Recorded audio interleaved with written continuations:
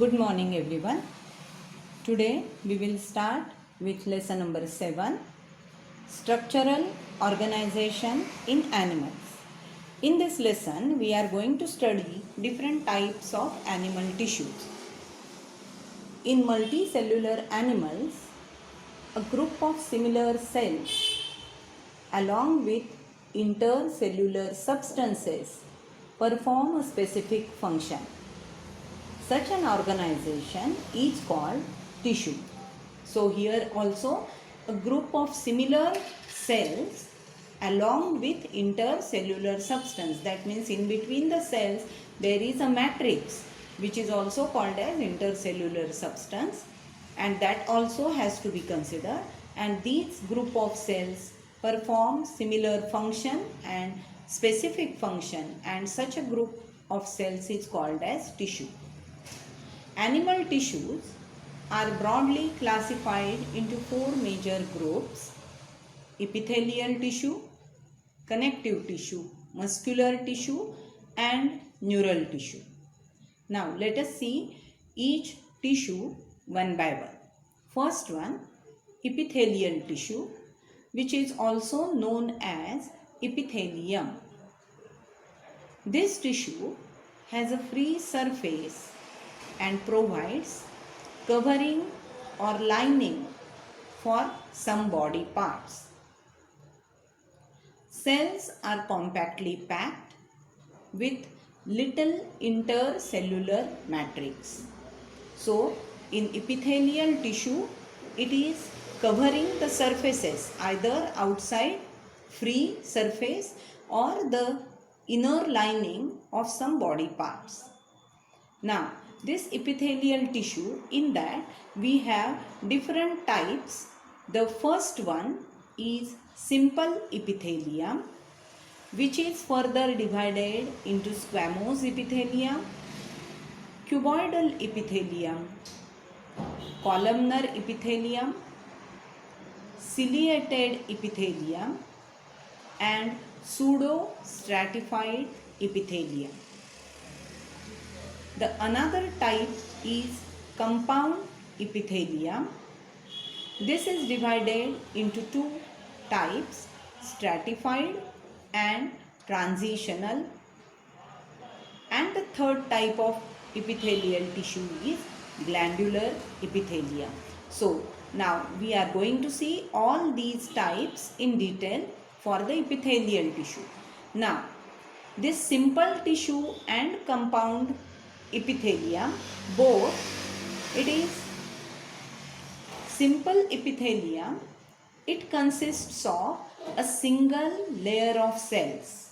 Only one layer of cells are present.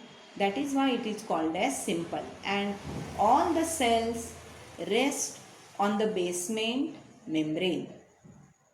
Whereas in compound epithelium, it consists of more than one layer of cells. Here the cell layer is single. Here the cell, many layers are there, or you can say multi-layered structure is seen in compound epithelium. The cells of deepest layer rest on the basement membrane. Here, as it is a single layer, all the cells rest on basement membrane. But in compound epithelium, only the lowermost layer or the deepest layer is resting on the basement membrane, while the other layers are above this layer. However, the basement membrane is absent in transitional epithelium. This transitional epithelium, which is a type of compound epithelium, it does not have the basement membrane. Simple epithelium, it covers the moist surface where there is little wear and tear. So in the body, wear and tear of tissues is taking place, and this simple epithelium is present where there is little wear and tear. Whereas compound epithelium is present on the surfaces where constant wear and tear takes place. For example, the sole of your feet, where while walking, the dead cells are removed and the place is taken by the new cells. So that is the compound epithelium, whereas many layers of cells are there, and this such compound epithelium covers the area or surface where constant wear and tear takes place. Simple epithelium, its functions are secretion, absorption and protection. So when it is covering the outer surface area, it becomes protective in nature.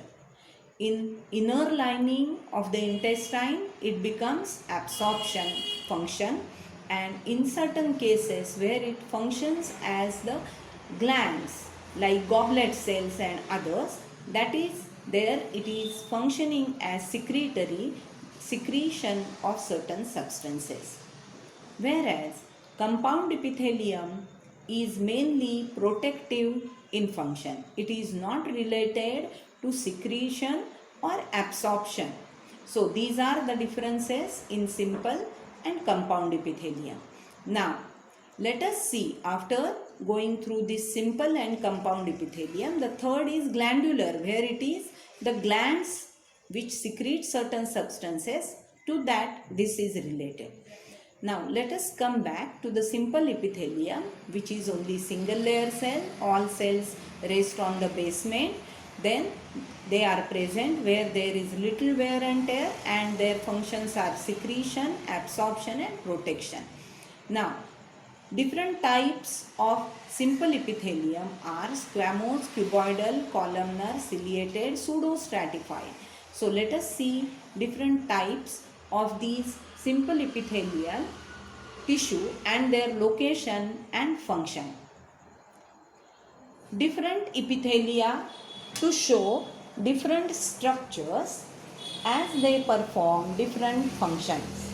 So though basically they all are simple epithelial tissue, their location is different, and as per that their functions are also different.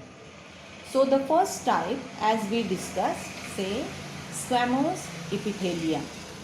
In this, the cells are thin and flat, irregular cells which fit like floor tiles to form delicate lining called pavement epithelium. Nuclei in center. So here you can see this particular squamous epithelium. This looks like a pavement tile or the tiles of the floor which fit into each other, which are very thin, flat. So these cells, they are irregular in shape, which are very thin and flat cells. The nucleus is present at the center of the cell, and this squamous epithelium is also called as pavement epithelium because it looks like the tiles of the floor.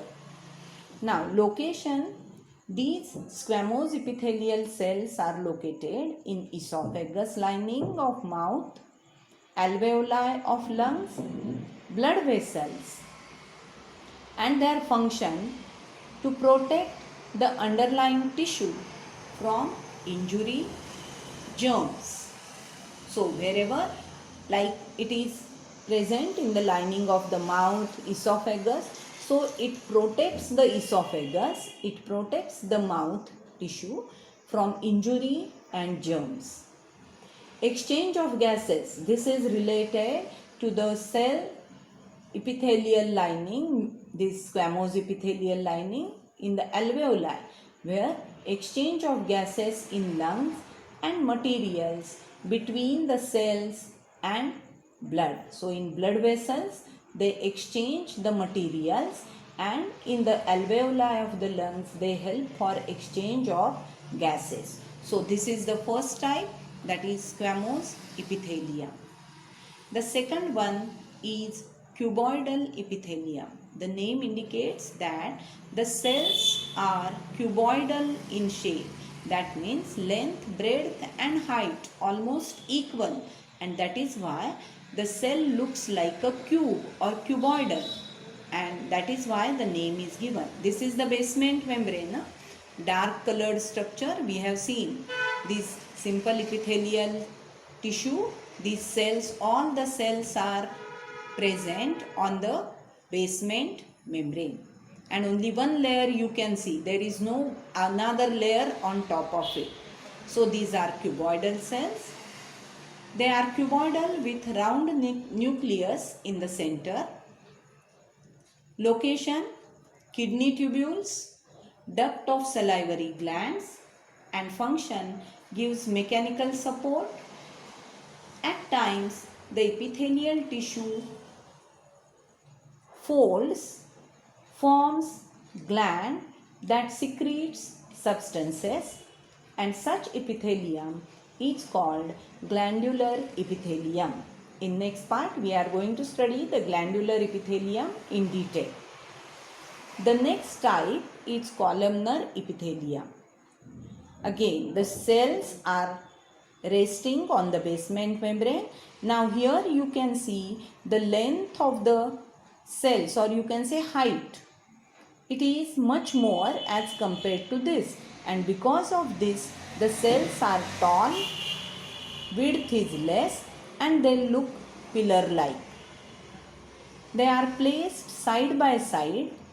Nucleus is situated near the base. In these cases, the nucleus is present at the center of the cell, but in these, the nucleus is present near the base. They look like pillar because the height is more and the width is less.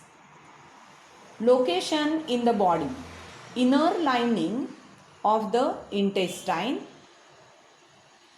In respiratory tract, cells have cilia, hair-like projections that move and push the mucus to clear it. Such epithelium is called ciliated columnar epithelium. So, when the columnar epithelium has cilia or the small hair-like structures on it, then that is called as ciliated columnar epithelium. And these cilia, they help to remove the mucus from the respiratory tract. Helps in absorption, excretion and secretion. So this is the next type, that is columnar. Now striated squamous epithelium. Squamous, flat cells arranged in many layers to prevent wear and tear of parts. So in this, the location is skin to prevent wear and tear, on the tongue, esophagus lining of mouth, and the functions are protection, prevent wear and tear. So here this is stratified squamous epithelium. Here layers or strata you can see on the basement membrane. The deepest one is resting on the membrane, and other layers, they are one above the other, strata or layers. So that is why it is called as stratified. So this is present where there is wear and tear. So these are different types of epithelial tissue. Next we are going to see the glandular epithelium. Glandular epithelium, in this, the function is secretion and it requires energy in the form of ATP. Its structure, there can be two types: unicellular gland, where only one cell is functioning as a gland and secreting certain substances. Whereas the other one, this is the example, goblet cells. Here, this is the cell layer present on the membrane. These are the nuclei, and this is the single cell which is functioning as the gland and secreting the substances. So this is the example of unicellular gland, because this cell is working alone in this case. Whereas multicellular gland, cells working in cluster, cords or follicles. Here you can see. This is the example of multicellular gland where many cells are there. They are functioning together to secrete the particular secretion. So that is how these glands form the glandular epithelium. The glands can be unicellular glands or they can be multicellular glands. Now where they are located?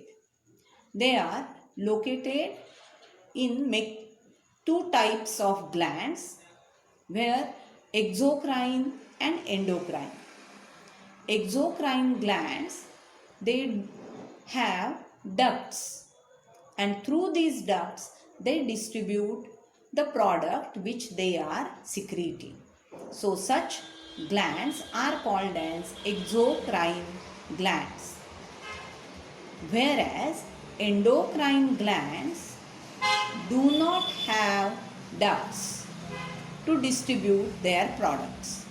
So that is the main difference in exocrine and endocrine glands.